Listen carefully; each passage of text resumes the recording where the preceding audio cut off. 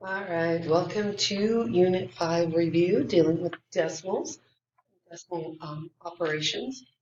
First one says estimate the value of 4.9852 times 1.7612. I'm glad we're just estimating instead of having to multiply that whole thing. It says to round the factors to the nearest tenth before estimating. So as soon as we start rounding, that is estimating.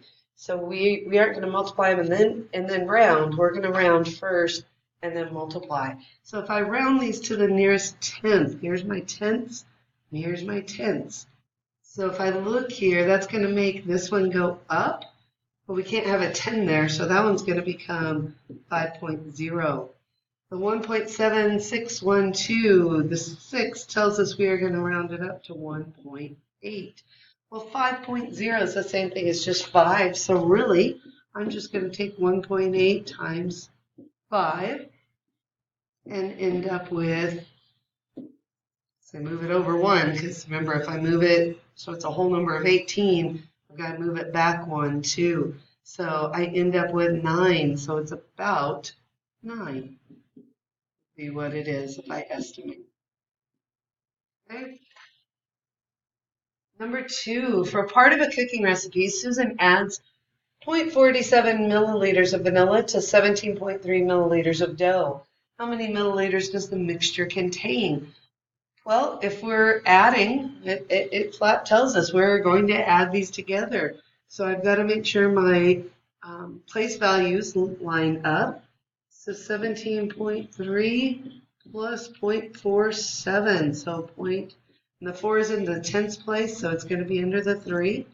And add a 0 there. Now I'm just ready to add. So I have 7 plus 0, 4 plus 3, 7 plus nothing, and 1 plus nothing. And I bring that straight down because that keeps up. And that would be milliliters since we are talking about milliliters to start with. Number 3, select all of the expressions that are greater than 5. And if worst came to worst, I could figure them all out. I actually could solve them and see, but there's a few things that I kind of notice. One of the things that I'm noticing, like on A, I'm adding to 11.4. That's already bigger than what we had, so I know that this one would be one of them that would be larger. With B, I have 2.27, which is like, so the 2, it's definitely less than 5. We're adding to it 0.504, so we're adding to it about 50 cents. So there's no way that that's going to be bigger than 5. With C, I started with 8, but I'm taking away, and the 0.05 is like taking away 5 cents, 5 hundredths. So I'm not taking away very much at all. So that's going to keep it larger than the 8. Or, well, it's going to be close to 8 anyway. For D, we're starting with 9.5 and we're taking away 1.5, close to 1.5. So that's going to keep us definitely larger because we're only, if I kind of look at this 9 and this 1 here, going to stay larger than the 5. And with this one, again, this is larger and we're adding to it. So it's got to be larger than 5. If you're listening right now, put a smiley face next to number 3. Okay, so moving on to number 4. That next page there. It says 4 bicyclists are training for long races, and Ted cycled 14.321 miles, Nancy cycled 18.43 miles, George cycled 12 miles, and Sandy cycled 18 miles.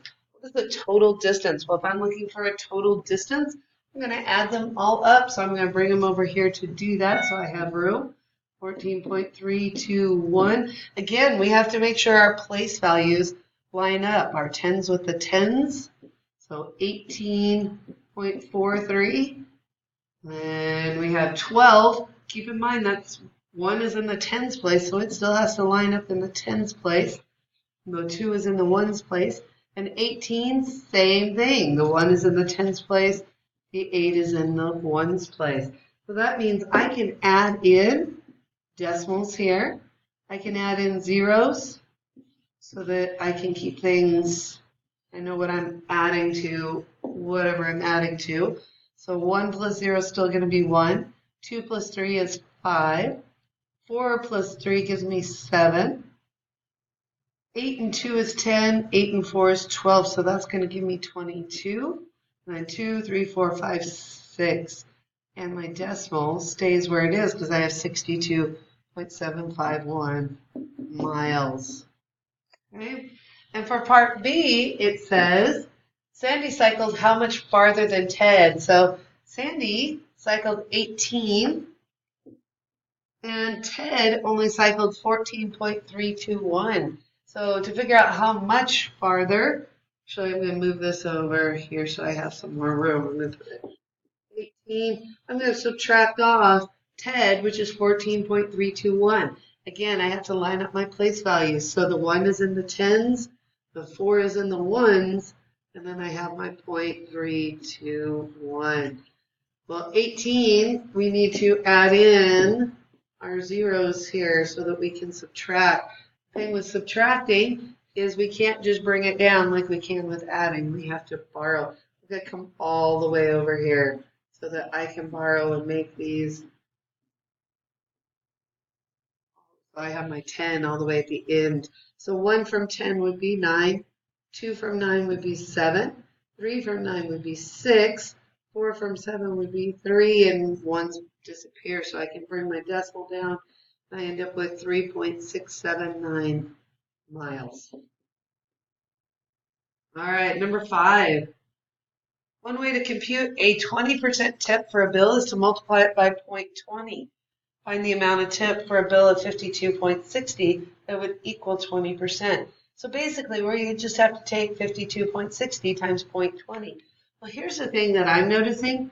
0.20 is the same thing as 0.2.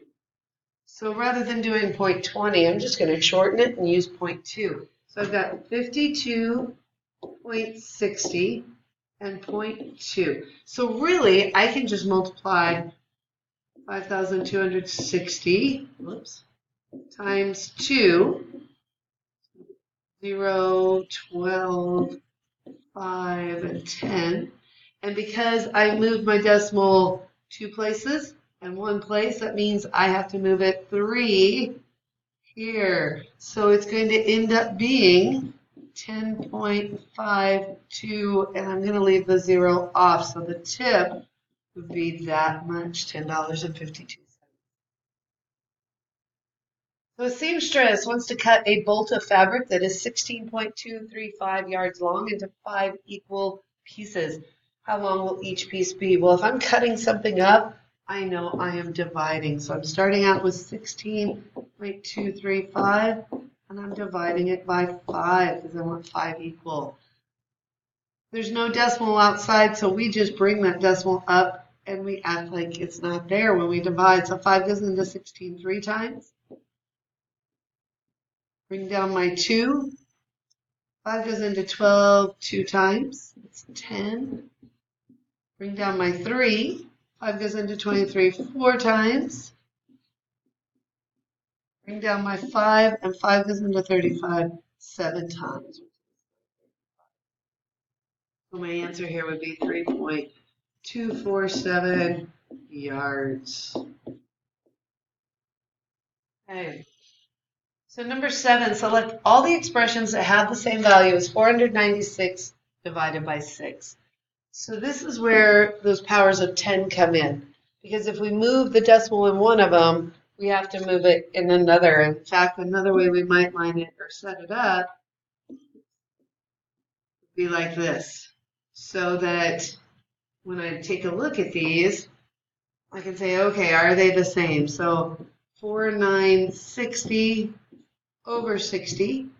Well, I move the decimal 1 over, so yes, that one is going to be the same. All right, so I'm going to erase because I'm running out of room, but you shouldn't erase because your teacher wants to see your thinking. So please don't erase. Hopefully you're listening to this. Okay, so for the next one, it's 4 0.96 divided by 0.06. So in this case, we moved it 2 this way, moved it 1, 2 this way. So yes, that one is going to be the same as well. Okay, so again, I'm going to erase it because I'm running out of room. So 496 over 6, we want to know is 49.6 divided by 0.06 going to be the same. Well, according to this, I only moved it 1 spot to get to here. But this one I moved 1, 2 spots. So no, this would not be the same because we'd have to move them both the same amount. Let's go back. And don't erase yours. 496 over 6. We want to know, is that the same as 4.96 over 0.6? So in this case, I moved it 2 to get here. And this one, I just moved 1 to get here. So no, because we has to be the same amount on both of them, where we move it by power of 10. And the last one, if I take 496 over 6, and we want to know, is that the same as 0.496 over 0.006? So we're wondering if we are changing them the same. Well, I moved my decimal over 3 spots to get here, and I moved it over 1, 2, 3 spots, and added those zeros to get here. So yes, that one is the same. All right. Finishing up. I think I can do that in about 3 minutes. Well, actually, no. We're going to stop here, and you'll have part 2.